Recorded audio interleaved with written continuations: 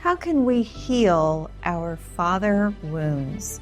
That's the topic that we're going to address today on Flourish-Meant. I'm your host, Tina Yeager, and today I have a wonderful guest to introduce to you. Her name is Rosann Coulon, and she is an author, and she's the founder of Well Ministries. Welcome, Rosann. I'm so excited to get into this topic. It's such a vital message that you have, and you come at it from personal experience, so I appreciate your vulnerability. Thanks for having me, Tina. I'm excited to share about this. It's a tough topic, but it's also very good that we get to see the love of our Heavenly Father. Rosann, can you start by meeting those who are listening and watching right where they are based on where you've been? Can you talk about your experience so they know that this isn't just an expert view, this is somebody who's walked through this difficult piece? Yeah, so actually my dad was a pastor and a wonderful godly person who taught me to love the Lord. He introduced me to Christ, and just he loved people, he loved ministry. And then in my teen years, he developed chronic illness and began taking medication. It turned into medication abuse. So he began to struggle some with addiction. It changed our family. It changed him, his personality somewhat. Although his love for the Lord was still there, and he did continue in ministry for those years, it was trying to grasp what was going on, and I began to struggle with God, my perspective with my dad, and the issues that were going on. I didn't realize until later that I was projecting those feelings onto the Lord. I was beginning to struggle with trusting the Lord because my trust in my dad seemed to be faltered. So, it led me to go to the scripture and just an invitation I sensed from the Lord to know him as my true Heavenly Father. So I have written a book that came from that experience. Everyone listening has a different story, and many people who are listening or watching can say, that isn't my story, my abuse was this, my abuse was that. But the truth of the matter is, when we are little kids, our model for how we see our Heavenly Father begins with how we see our earthly parents. It's designed to be a good thing, but when the corruption of sin and the fallenness and the brokenness and the diseases that people experience, whether it's mental health issues or physical issues that lead to that and incorporate that, those things affect how children and even young adults begin to see their Heavenly Father. Can you talk about how that attachment can get so deep that it causes us to question our faith? So we look at our earthly parents and we see that person as an example or a sample of the Lord. And then when they do falter or fail or there's shortcomings, we begin to wonder, or I began to say, well, if my earthly dad can fail, can God fail? And I don't think I know that I didn't say that. I didn't question it that way. It was something that was happening on the inside of me and subconsciously. And I began to somewhat pull away from the Lord. And then I remember reading the scriptures and beginning to say, but wait, does this really apply to me? And I didn't even realize I was really questioning that. I remember also going to the Lord in prayer and sometimes feeling like, well, I really don't know if he's going to answer.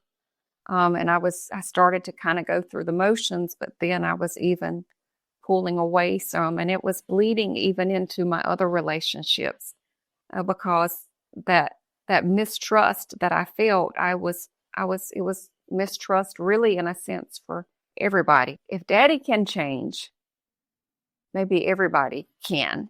It was looking at the Lord that way. It was also bleeding into like even my marriage situation. And my husband would say, do you trust me? And I would say, yeah. But then I had to really come to grasps with that and sit down. And it came to me through a counseling session. I saw Christian counseling. And I would certainly recommend anyone who is stuck, if you're really not moving forward, Christian counseling is a wonderful resource. And so I did seek that. And I remember one day in the session, the counselor says to me, point blank, Rosann, do you trust God? And before I thought about it, I said no. And that's really where I realized, oh, all these things have been deep inside. These things have been just churning in there. And I wasn't able to recognize it until she, I like to say she pointed her arrow at me and let it fly. And when I admitted that, then she said, okay, now we can get somewhere. So I would say to someone who's struggling, I think the first step is admitting it.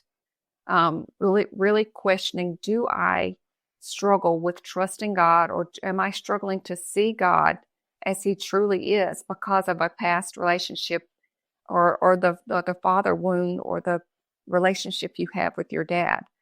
Are you looking at it the same way? So the first step would be to actually admit that, and then go to the Lord, which is what I ended up doing. When she said that to me, she's like, okay, now we can go somewhere, because you can go to the Lord and you need to tell God this. And I did. I asked the Lord, help me. I am struggling to trust you, and I need for you to help me trust you. And I sensed the Lord in my spirit saying, okay, now let me be your Heavenly Father, and it's time to know me as your Heavenly Father.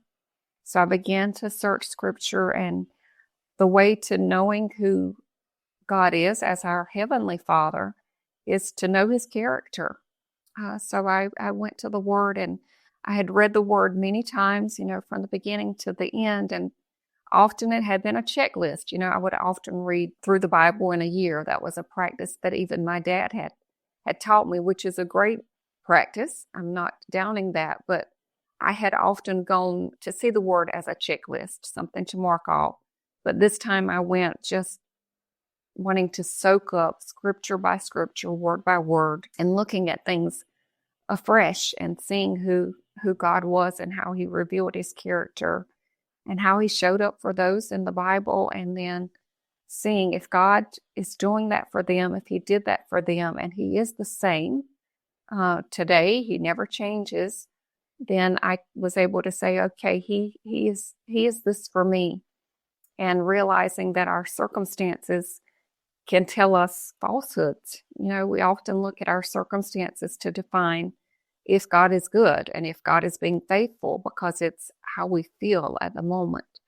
So I was able to see that, and that's definitely what I would say to someone listening, is to look at your circumstances, but don't see them as God. Your circumstances do not define God. When things are going well, that doesn't mean God is good now. And when things are going bad, God is not good now. God is good all the time. We've heard that in the old churches. God is good all the time, and all the time God is good.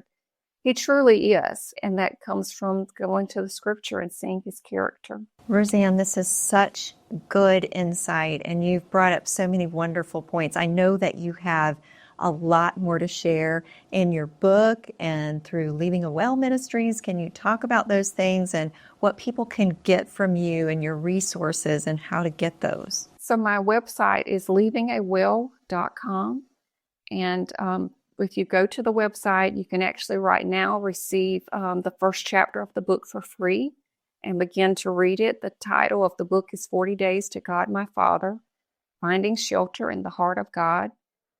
So I am also on Instagram. You can find me there under my name, Rosann Coulon, and that's where I'm most active.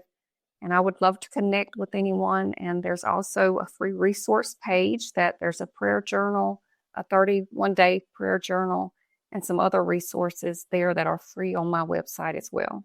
If you or someone that you know and love has struggled with a father wound, I would encourage you to seek counsel, coaching, and the ministries of Leaving a Well from Rosann Coulon. And of course, I also hope that you will come back for the next episode of Flourish-Meant.